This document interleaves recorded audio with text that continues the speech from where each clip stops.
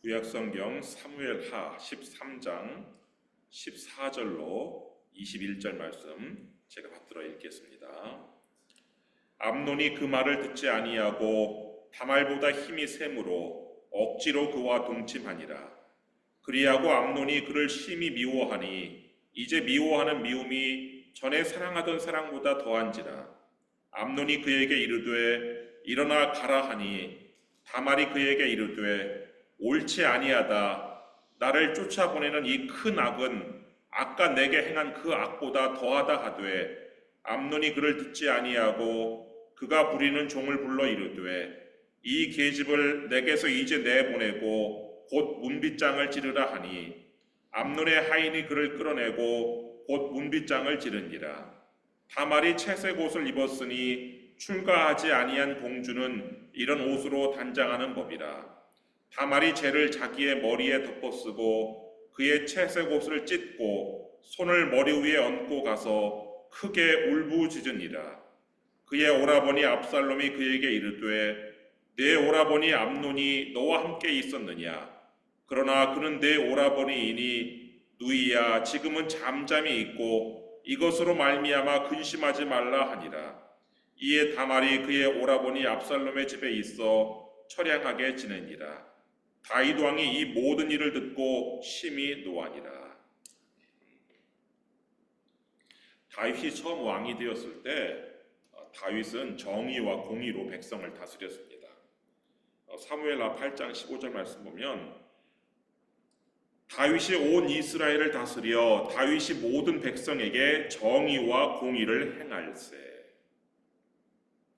그때 다윗 왕국 안에는 강자의 겁탈이나 약자의 울부짖음 이런 것들이 없었어요. 만약 강한 자가 약한 자의 것을 힘으로 빼앗는 그런 악을 행하면 그 악인은 율법에 따라 형벌을 받았어요. 예를 들어 가난한 이웃의 양 한 마리를 빼앗은 부자는 자기 목숨을 내놓아야 되고 양 4마리를 배상해야 됐어요. 그렇게 정의와 공의가 있던 시절 다윗은 어디로 가든지 하나님께서 이기게 하셨어요. 허나 다윗의 간음과 살인 후에 이 다윗 왕국 안에는 정의가 무죄하고 공의가 실종되었어요. 다윗의 맏아들 암논이 힘으로 연약한 누이 동생 다말의 정조를 유린하는 그런 강자의 겁탈 그리고 약자의 울부짖음이 발생했어요. 이 암논은 다윗이 왕이 되기 전부터 아내였던 이스라엘 여인 아히노암의 소생이었어요. 그리고 이 다말은 다윗이 왕이 된 다음에 얻은 그 왕비였던 그술 왕국의 공주 마가로부터 얻은 딸이었어요. 그러니까 서로 이복, 어머니가 다른, 아버지는 같지만 어머니가 다른 그런 이복 남매였어요. 이 다윗이 헤브론에서 유다의 왕이 되었는데 예루살렘에서는 온 이스라엘의 왕이 되었고 그 헤브론에서 유다의 왕이 된 다음에 그 아람 그술, 아람의 여러 나라들이 있었는데 그 아람 그술의 딸 그술의 공주 마아가를 왕비로 맞아들였고 그 마아가로부터 얻은 자녀가 바로 아들 압살롬 그리고 딸 다말이었어요. 근데 이 그술 왕국의 공주 출신이었던 이 마아가의 용모가 굉장히 뛰어났던지 이 압살롬과 이 다말 모두 아주 아름다운 외모를 가졌어요. 그 사무엘하 14장 25절 한 장 넘겨보시면 거기 사무엘하 14장 25절에 이 압살롬의 용모에 대한 그런 말씀이 있어요. 압살롬의 용모에 대해서 뭐라고 성경은 이야기하고 있냐면 온 이스라엘 가운데에서 압살롬같이 아름다움으로 크게 칭찬받는 자가 없었으니 그는 발바닥부터 정수리까지 흠이 없습니다. 그러니까 압살롬이 머리끝부터 발끝까지 아주 흠잡을 데 없이 잘생긴 그런 미남이었어요. 그리고 이 여동생 다말도 아주 예쁘고 아름다웠는데 오늘 본문 1절 말씀 보시면 사무엘하 13장 1절 그 후에 이 일이 있으니라 다윗의 아들 압살롬에게 아름다운 누이가 있으니 이름은 다말이라. 다윗의 다른 아들 암논이 그를 사랑하나. 근데 암논은 그 아름다운 누이 다말을 사랑했어요. 근데 보면 알겠지만 암논의 사랑은 진정한 사랑이 아니었어요.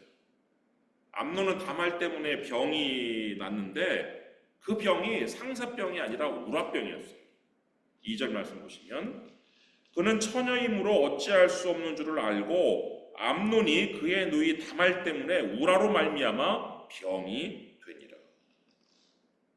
암논은 이 다윗의 장자로서 아마 이 다윗의 뒤를 이어 사람들이 생각할 때는 왕이 될 가능성이 가장 높은 왕자였어요.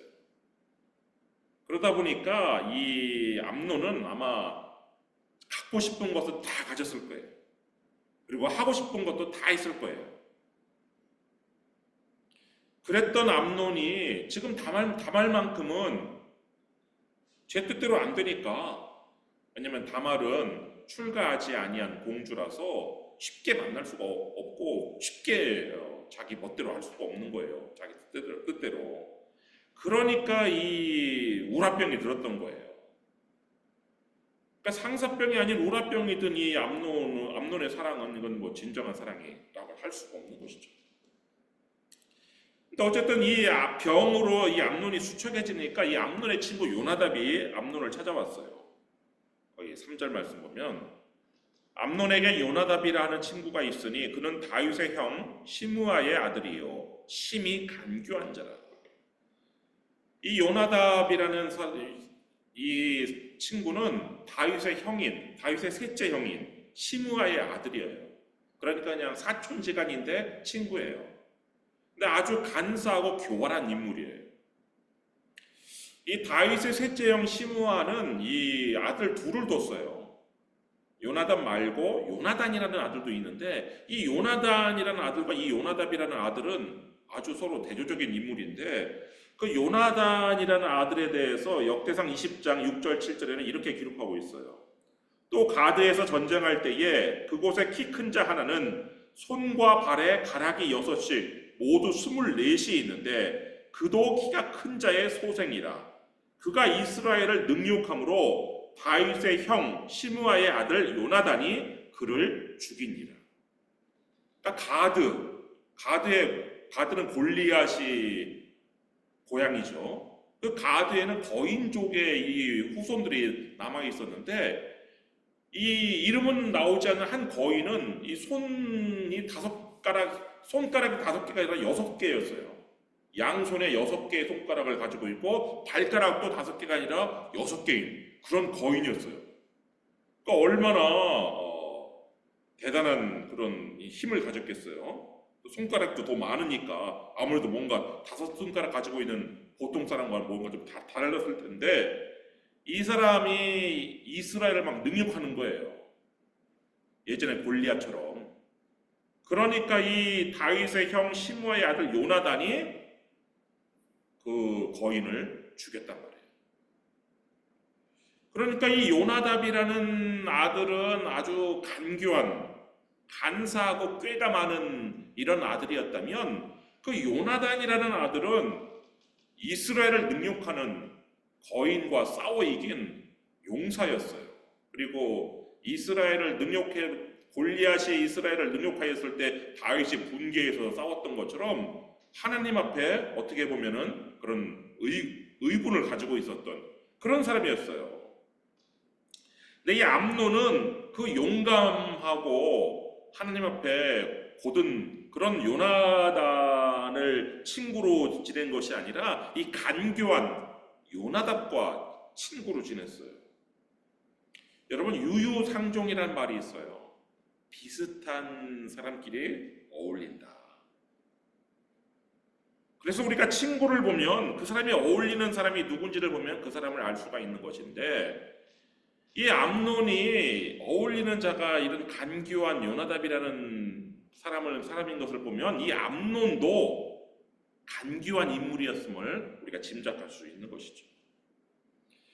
이 암논은 자신의 속마음을 이 요나답에게 털어놓아요. 4절 말씀 보면 그가 암논에게 이르되 왕자여 당신은 어찌하여 나라를 이렇게 파리하여 가느냐 내게 말해주지 아니하겠느냐 하니 암논이 말하되 내가 아우 압살롬의 누이 다말을 사랑함이니라 하니라. 그러니까 이 간교한 요나답이 아주 나쁜 꾀를 내요. 5절 말씀 보면 요나답이 그에게 이르되 침상에 누워 병든 채 하다가 네 아버지가 너를 보러 오거든 너는 그에게 말하기를 원하건대 내 누이 다말이 와서 내게 떡을 먹이되 내가 보는 데에서 떡을 차려 그의 손으로 먹여주게 하옵소서 하라 하니. 임금인 다윗을 이용해서 이 다말을 집으로 끌어들이는 이런 계획을 세운 거예요.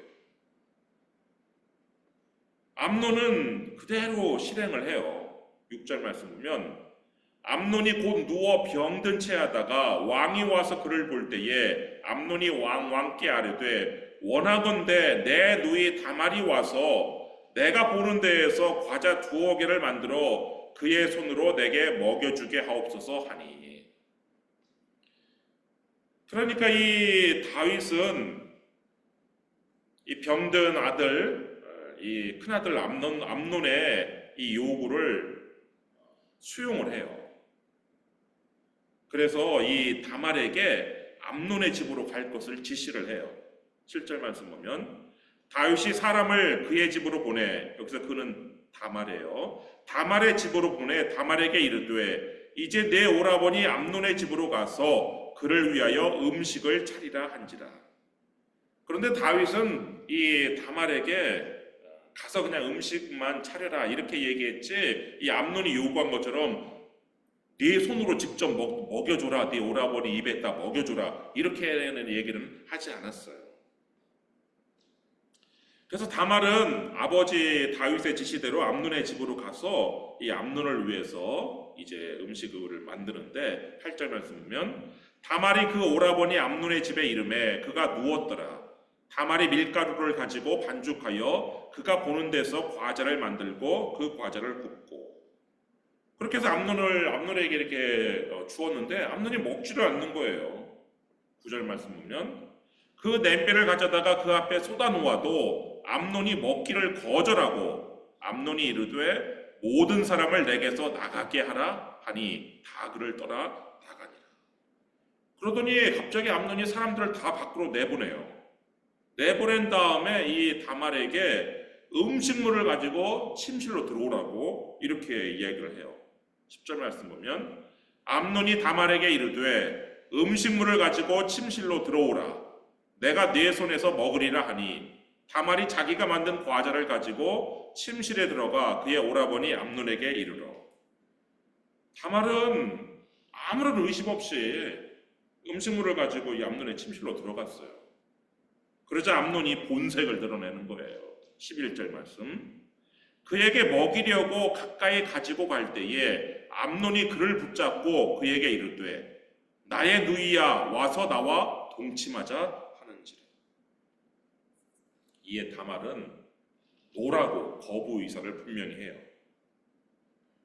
12절 말씀 보면 그가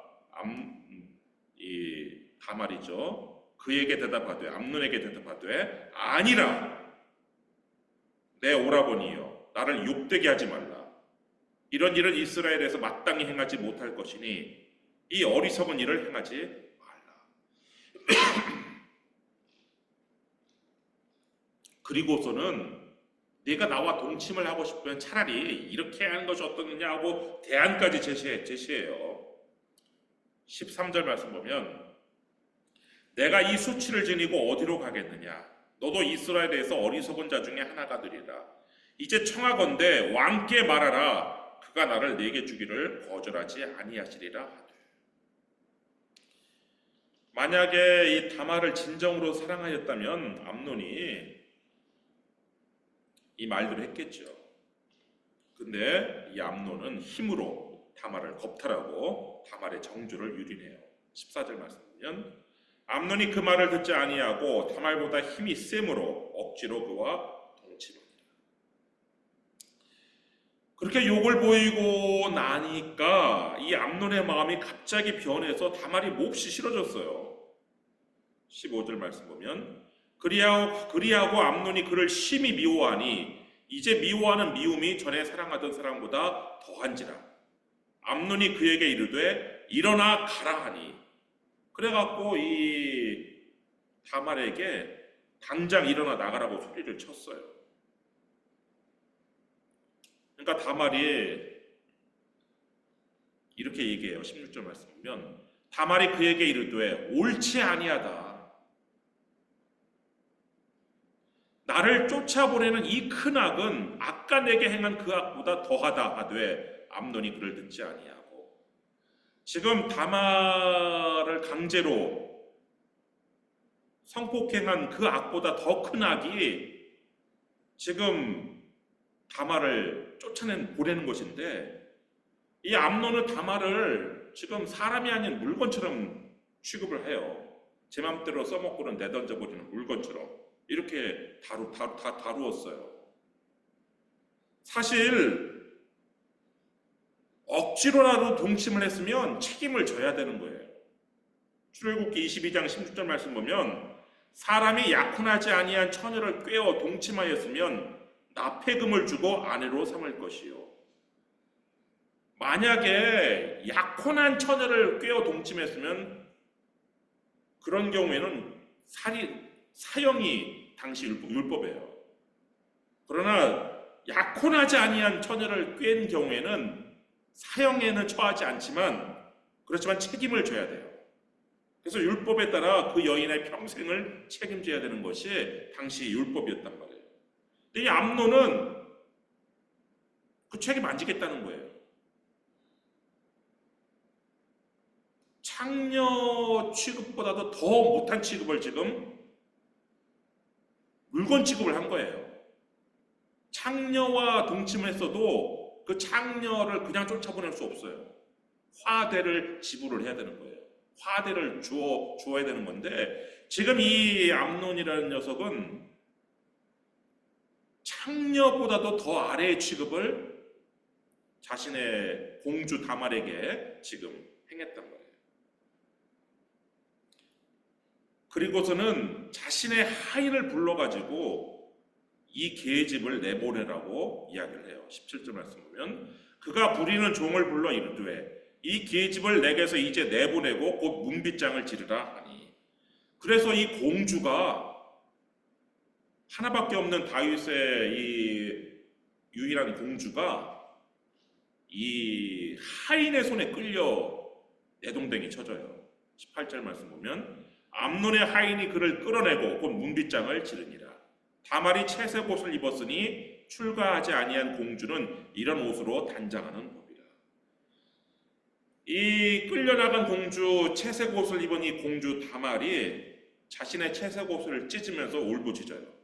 19절 말씀 보면 다말이 재를 자기의 머리에 덮어쓰고 그의 채색 옷을 찢고 손을 머리 위에 얹고 가서 크게 울부짖으니라. 이 다윗의 궁궐에서 지금 강자의 겁탈과 약자의 울부짖음이 발생했어요. 정의가 이제 이 다윗 왕국 안에서 부재하게 된 것이죠. 근데 이 다말은 자신이 암논에게 강간당했다는 사실을 감추지 않았어요. 다 드러냈어요. 그리고 그 소식은 이 다윗의 귀에까지 들어갔어요. 그래서 21절 말씀 보면 다윗 왕이 이 모든 일을 듣고 심히 노하니라. 다윗이 그 이야기를 듣고 몹시 분개했어요.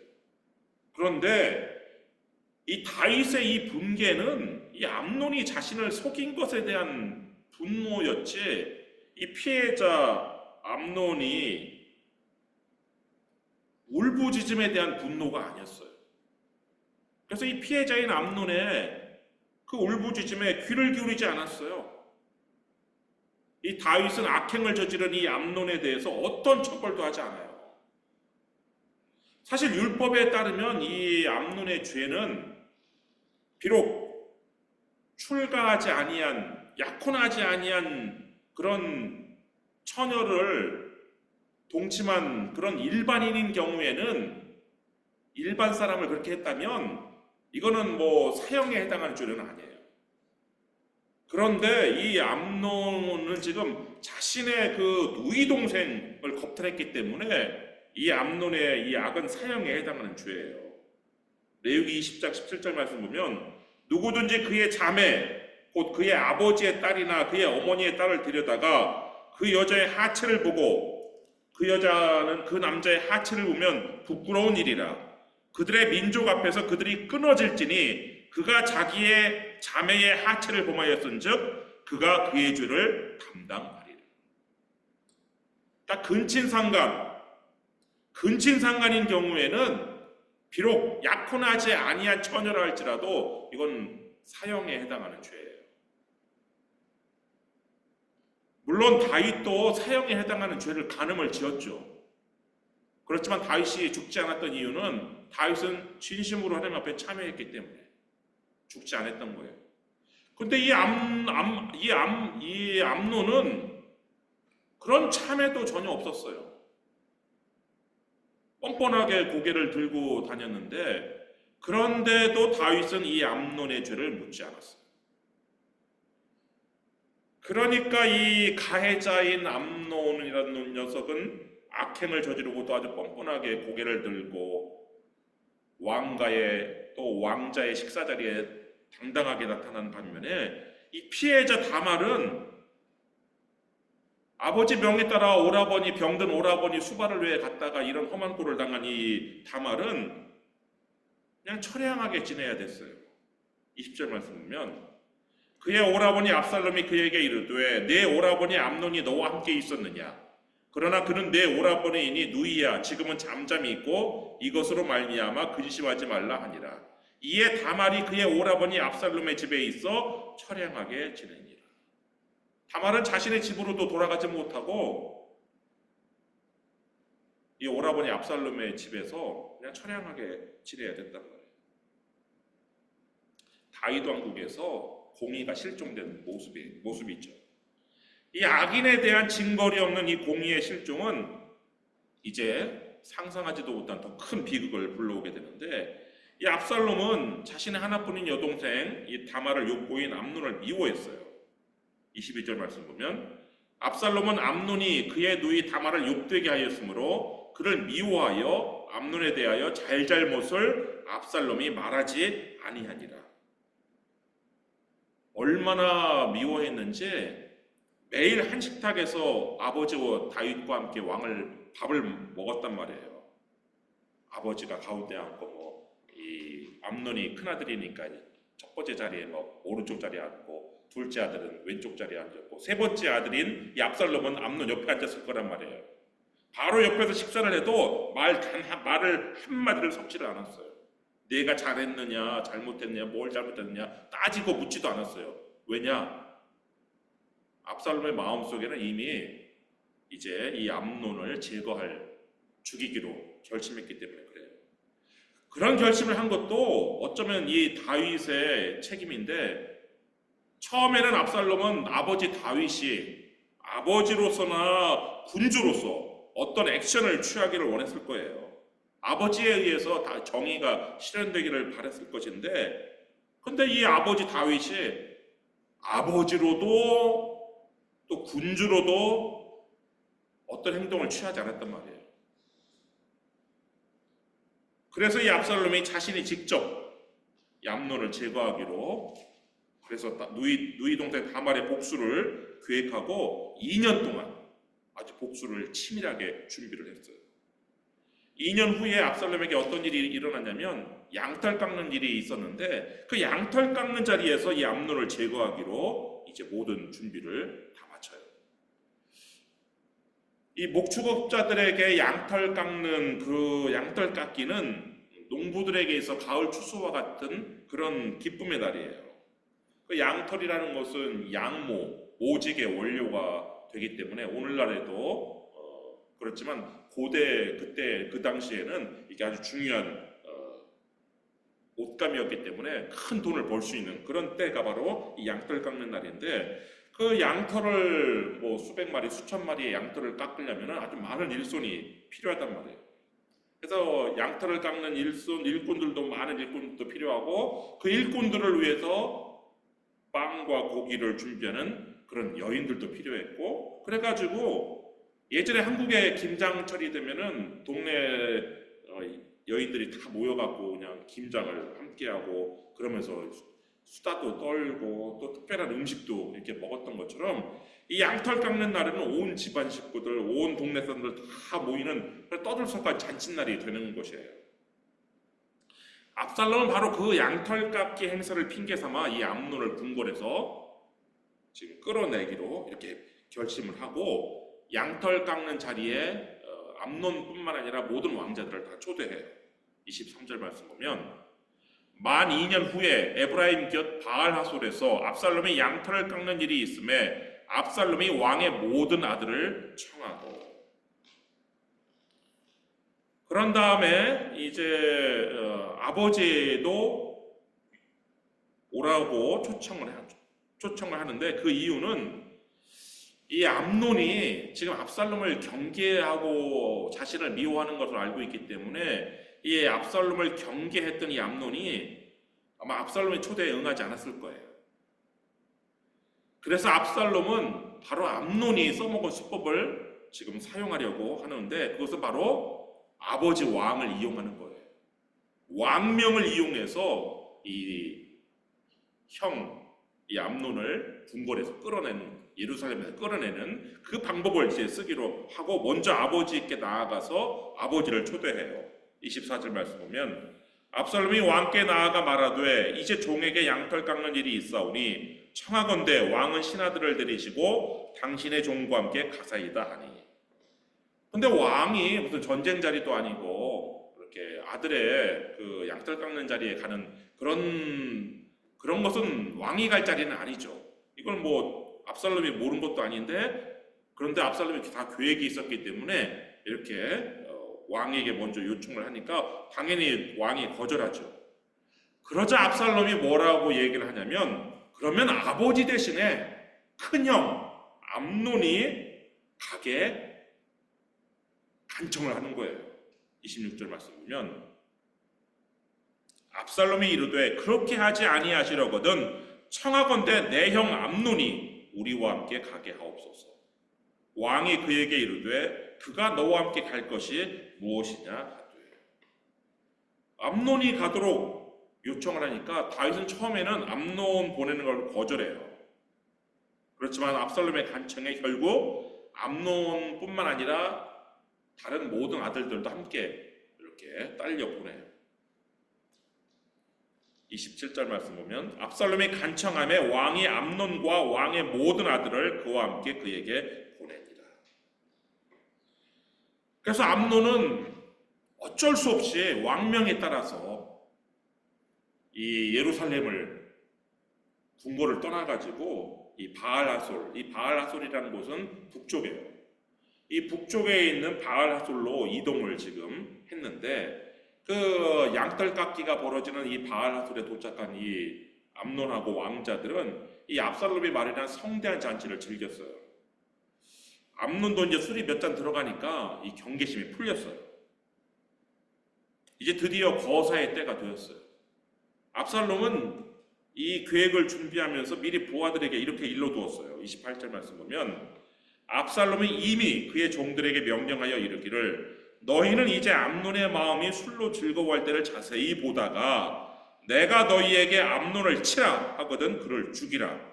두려워하지 말라. 내가 너희에게 명령한 것이 아니냐. 너희는 담대히 용기를 내라 한지라.